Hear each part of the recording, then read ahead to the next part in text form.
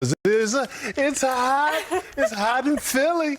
Isaiah Hartenstein with those 5 fouls in the third quarter, so they brought in as well and played small. Precious with a big block on Joel in the final couple of minutes. But Philly missed 10 field goal attempts in the closing minutes of that game. I mean, were they just falling apart? Was it credit to the Knicks defense? How were they able to just close out it like they did? I mean, probably credit to the Knicks defense. I will say that along the playoff series with Joel Embiid being back and missing some of the second half of the season, fatigue could have been a factor down the stretch, so that could have had something to do with it. But I'm not going to take away from the Knicks doing what they've done well. So prior to the playoff series, they had been holding Philadelphia under 100 points consecutively. So they have guarded Philadelphia well.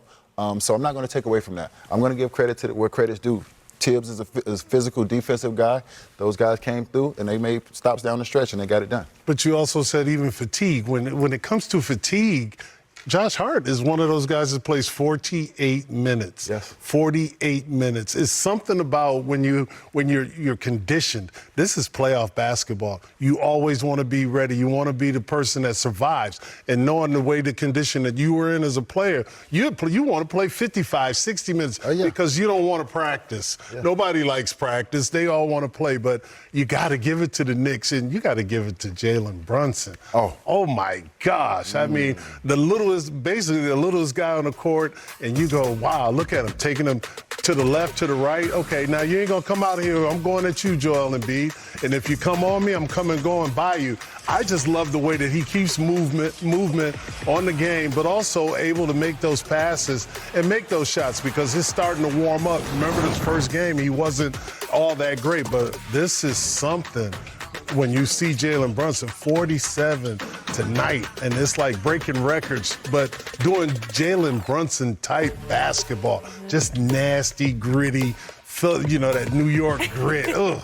It's like, but it's still hot in Philly. It's hot.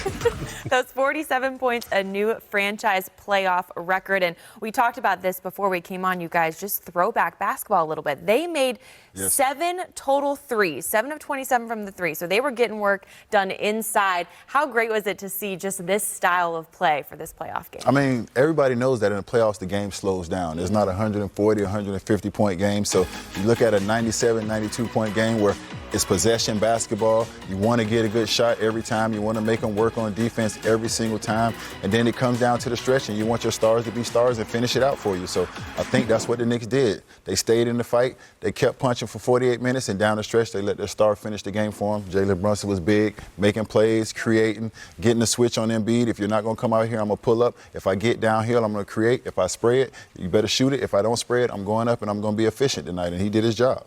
You got to also look at second chance opportunities. Yes. You got to see the way Josh Hart, 6'4". Yes. Getting there, getting gritty with it, rebound after rebound. It was like total team rebound, but it was Josh Hart who was just out there with the offensive second chance opportunities. Those are the things that you need to win basketball games, especially in the playoffs. And you just got to love it because they don't give up. They just stay out there and beat you and be grimy. I love it. I just love that kind of basketball. I mean, to piggyback off that, 61 offensive rebounds in the first 4 games for the Knicks. So when you're trying to combat a guy like Joel Embiid who's going to go at your bigs and you're a big on the other side, I've been that guy. I've been the guy who's guarding the best player on the other team. I'm not going to get very shots. So the way I combat that, the greatest equalizer, get on the offensive glass, make them work. I'm going to get mine one way or another. And I think those guys did a great job, not just Josh Hart, but when Hartenstein was in the game, Precious Achiuwa'd, all those guys really did a good job of working the offensive glass and like getting those extra possessions. They've been doing that all 4 games. And here's a big stat. The big stat that I look at, Joel Embiid didn't have one. He had 0 offensive rebounds. He's the biggest man on the court. Yep. And you understand, I mean, you know, the injuries do keep you away from certain things, but if you can't get second chance opportunities and you 7'2", 280, it's going to be a long night. That's why they can't get to over 100. Fatigue could definitely start to set in for Embiid right now. Like I said, missing the second half of the season, coming in, playing as many minutes as he's playing, having to carry so much of a load offensively, scoring 50 last game. Fatigue can definitely be a factor. It was the hustle of the effort, 15 offensive rebounds. Josh Hart just 4 points, but he had 17 total rebounds, 5 of them offensive, and they were able to get it done. But a big story, obviously, Jalen Brunson with his 47 total points.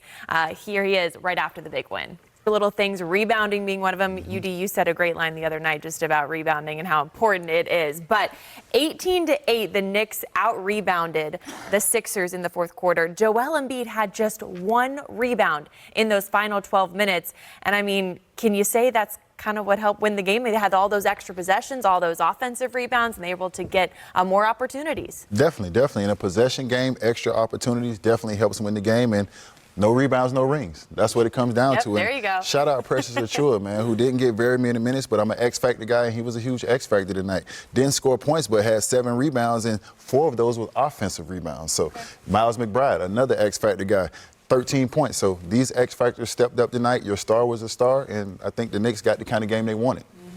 They got it grimy. They like to keep it grimy, and I'm just impressed with the whole aspect of the game. Even though when the Knicks were down 10 points in the first period, it was like, okay, game's not over. It's still got 36 minutes after this. But as you look at it, they scored 30 in the second, kind of brought it to a 2-point game, and the next thing you know, 30 in the third. But it's that critical fourth quarter where Jalen Brunson can just start taking over, and like you said, the others. Yes. And look, they only went 7 deep because Bogdanovich got hurt. He was just as soon as he got in the game, he got out. So when you got the grit that they have, I mean, it was just grimy. And then you got the fans. It's like, man, you're playing on that wave, and as they started to generate the momentum, it was a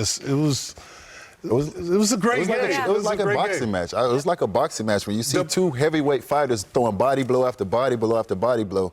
And I think ultimately New York thinks they're the tougher team. I think they can withstand and outlast those guys for 48 minutes. It's a mental game. No Bogdanovich, no Mitchell Robinson for this game either, and they had no answer for Jalen Brunson either. Let's see if Nick Nurse has a couple answers after this one. Here he is talking to the media.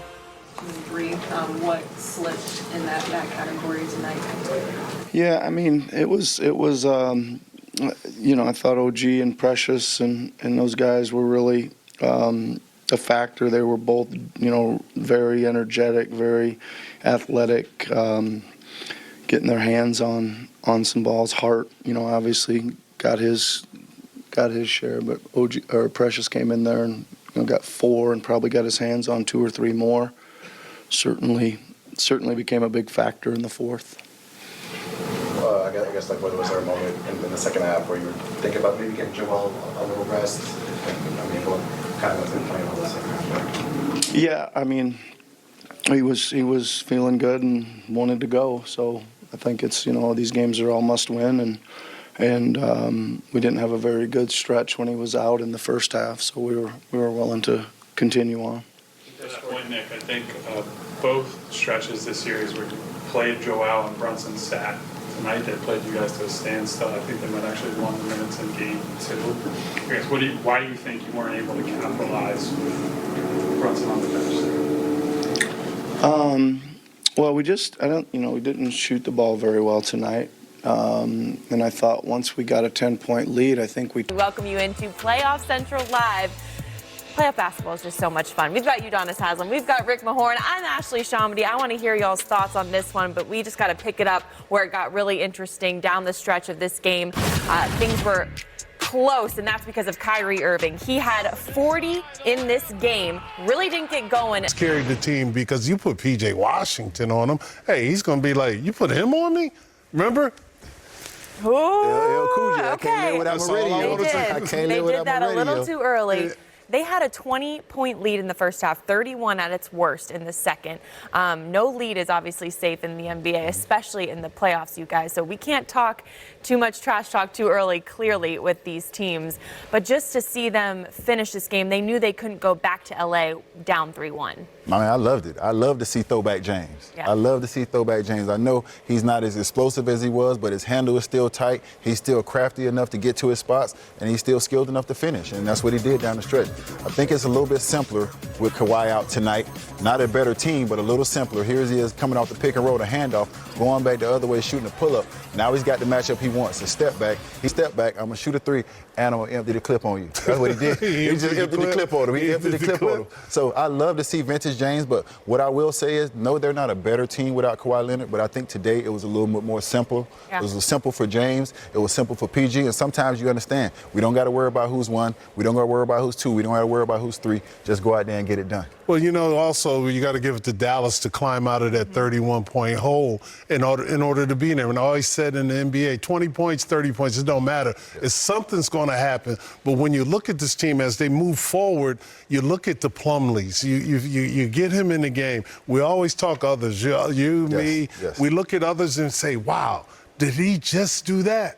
Wow, did he just make that pass to Plumlee? He had a 6-0 run by himself when Dallas ended up taking the lead. Then it was time for Paul George to make that 3 in the corner.